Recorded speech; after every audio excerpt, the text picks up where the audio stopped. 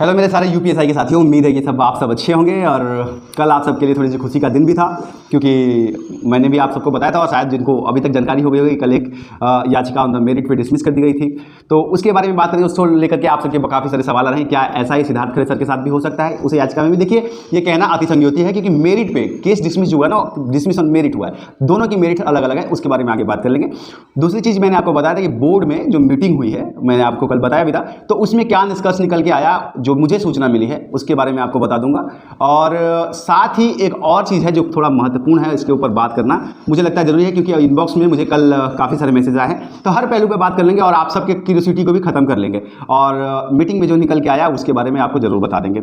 आइए चलते हैं वन बाय वन सारे टॉपिक्स पे बात करते हैं। उससे पहले आप सबसे निवेदन है, अगर आप चैनल पे नए हैं, मर्जी तो आप ही की समझ आप गए ही होंगे, तो सब्सक्राइब कर लीजिएगा, बेल आइकन दबा लीजिएगा। अल्टीमेट जो है कोई साथ नहीं देता, अपने ही देते हैं। चलिए तो अब आ जाते हैं, काफ़ी सारी चीज़ें हैं। कल हमारे ग्रुप में हमें कुछ साथियों ने मैसेज किया, जिसमें एक रामाशीष यादव जी हैं, उन्होंने बड़ा ही एक मार्मिक मैसेज लिखा मुझे कि सर ऐसा है कि आप सिर्फ री एग्ज़ाम के पक्ष के खिलाफ क्यों है सर, मतलब ऐसा है वैसा है, हम लोग के साथ गड़बड़ी हुई है, रिजल्ट में धांधली हुई है, मेरिट बहुत ज़्यादा जाएगी और फिर आप लोगों को समझ में आएगा। ये ऐसी काफ़ी सारी चीज़ें लिख के भेजे। थोड़ा सा वेट कर लीजिएगा, नहीं आपको बहुत ज़रूरी है तो आप सीधा लास्ट में जाके अपनी जानकारी देख लीजिएगा। मैं आपको बस कुछ कहना चाहता हूँ, बस 1 मिनट में कह दूँगा।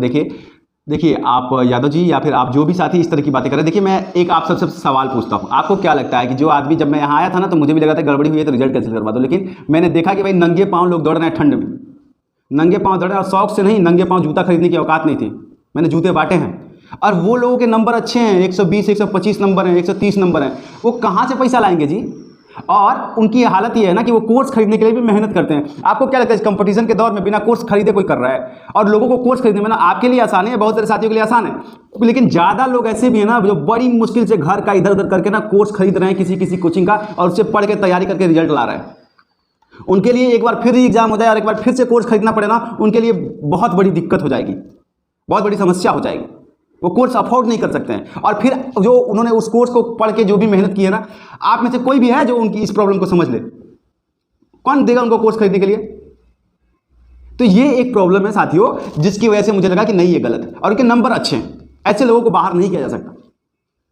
हालांकि यहां एक चीज मैं आज भी आप सबको वादा करता हूं, अगर रिजल्ट, हालांकि मतलब ये सीधा मुझे जानकारी है, ये कंफर्म जानकारी है कि मुख्यमंत्री की तरफ से कड़े निर्देश दिए गए हैं कि भर्ती में किसी भी तरह की कोई गड़बड़ी नहीं होनी चाहिए, सरकार बर्दाश्त नहीं करेगी। तो ये कड़े निर्देश है, लेकिन इसके बावजूद भी मैं आपको बता रहा हूं कि अगर इस रिजल्ट में कुछ भी गड़बड़ी होगा ना, जैसे कट ऑफ एकदम से 140 चला गया, इस तरह का कट ऑफ हो जाएगा ना, जितना शिद्दत से, जितनी मेहनत से मैंने इस रिजल्ट को निकालने के लिए एकदम प्रयास में लगा हूं ना, इससे 4 गुना ज़्यादा मेहनत से ना इसी रिजल्ट को चैलेंज करूंगा। और 140 वाले साथियों मुझे माफ़ करना, क्योंकि इतने नंबर सबके नहीं हो सकते कि मेरिट इससे नीचे ना जाए। अगर इससे नीचे मेरिट नहीं जा रही है ना तो गड़बड़ी, हालांकि ऐसा होगा नहीं, लेकिन फिर भी मैं आप लोगों को क्लियर कर दे रहा हूं कि अगर मेरिट इस तरह की जाएगी ना, तो सबसे पहला इस रिजल्ट को लेकर के लड़ने वाला इंसान मैं होऊंगा, फिर मुझे कोई दिक्कत नहीं है, मैं खुद इसको चैलेंज करूंगा।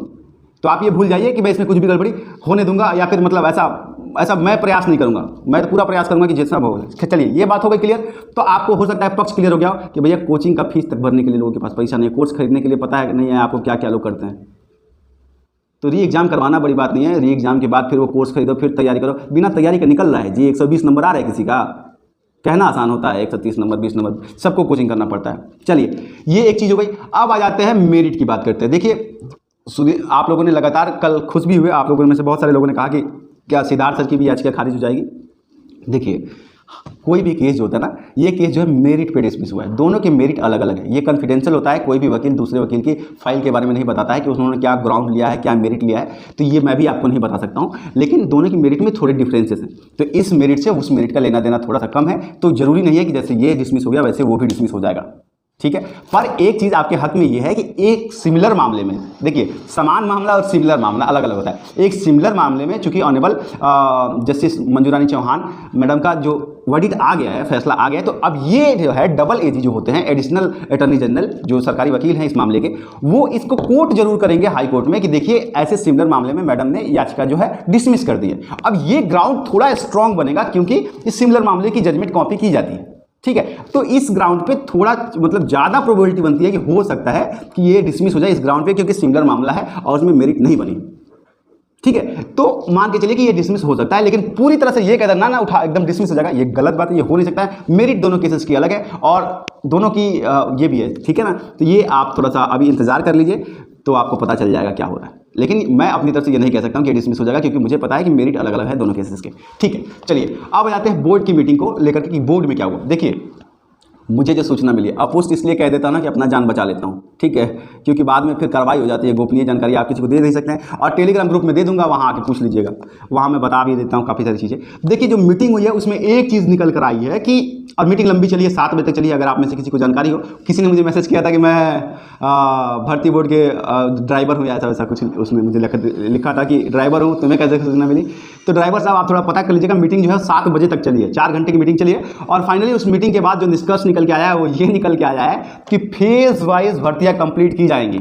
अब इसकी पूरी जानकारी मुझे नहीं मिली है, लेकिन जितनी निकल के आई है और जितनी मुझे समझ में आ रही है, मतलब पहले एएसआई समाप्त किया जाएगा, कंप्लीट किया जाएगा, फिर यूपीएसआई कंप्लीट किया जाएगा, और फिर जो है पुलिस कांस्टेबल की भर्ती कंप्लीट की जाएगी। उसके नोटिफिकेशन आएंगे, उसको कंप्लीट करेंगे, और इन सबको मिला के टोटल 3 महीने के अंदर इसको कंप्लीट करना है। ये आपने ऑलरेडी पढ़ लिया है, लेकिन ये फेस वाइज जो है अब इसमें किस प्रकार से होगा, पहले रिजल्ट आ जाएगा, फिर डीबीपीएससी का डेट आ जाएगा, उसके बाद इंतजार करने के लिए कहा जाएगा, या पहले पूरी तरह से एएसआई को क्लोज कर लिया जाएगा, भर्ती कंप्लीट कर लिया जाएगा, उसके बाद एसआई के ऊपर देखा जाएगा। इसकी सूचना अभी तक मुझे पूरी तरीके से नहीं मिली है। ये मिल जाएगी तो मैं आपको टेलीग्राम में बता दूंगा, या फिर यहाँ आकर के बता दूंगा कि किस तरीके का अप्रोच होगा। लेकिन जो मीटिंग का निष्कर्ष यही है कि फेस वाइज भर्तियाँ कंप्लीट की जाएगी, ठीक है। तो ये एक जानकारी, और सही बात यह है ना कि इतना जानकारी निकालने में पसीना आ जाएगा।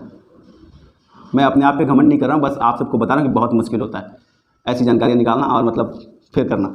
तो ये है मीटिंग का फैसला, ठीक है। अब कल मैंने आप सबको एक और चीज़ बोला था कि साथियों देखिए, थोड़ा सा इंतज़ार कर लीजिए आप लोग, कट ऑफ कम या ज़्यादा, नंबर कम या ज़्यादा है, फिर भी आप थोड़ा इंतज़ार कर लीजिए। मैं इसलिए कह रहा हूँ क्योंकि मुझे उम्मीद है कि इंस्ट्रक्शंस के बाद से ना चीज़ें थोड़ा सामान्य करने की कोशिश ज़रूर की जाएगी, क्योंकि साफ साफ कहा गया है कि भर्ती फेयर होनी चाहिए, इसमें किसी भी तरह की गड़बड़ी नहीं होनी चाहिए। मुख्यमंत्री का इंस्ट्रक्शन है, समझ रहे हैं। तो कहीं ना कहीं दिखाने के लिए भी वो फेयर दिखना चाहिए, ऐसा मुझे लगता है कि ऐसा अप्रोच होगा तो उसमें कुछ भी हो सकता है कि कम नंबर वालों का भी चांस आ जाए, क्योंकि एक फेयर दिखाना भी पड़ता है लोगों को। हालांकि अब इसकी कितनी संभावना है, लेकिन मैं इसलिए कह रहा हूँ कि मान लीजिए हाइपोथेटिकल अगर आपका मौका आ गया तो फिर आप क्या करेंगे अगर आप तैयार नहीं है तो। इसलिए डरिए मत, और इतना दिन इंतजार कर लिए तो 10 दिन 15 दिन और इंतजार कर लीजिए, आपको पता चल जाएगा। तब तक आप अपनी तैयारी मत रोकिए, प्लीज़ मत रोकिए, प्रयास करते रहिए, ठीक है। तो ये थी सारी जानकारी। अब अगर आपको कोई क्वेरी होगी कमेंट सेक्शन में पूछ लीजिएगा। बाकी मिलता हूँ अगली अपडेट के साथ, तब तक के लिए खुशहाल रहिए, मुस्कुराते रहिए, तैयारी करते रहिए, और कुछ अपडेट्स आएंगी तो मैं आपको जरूर बता दूँगा। प्रणाम।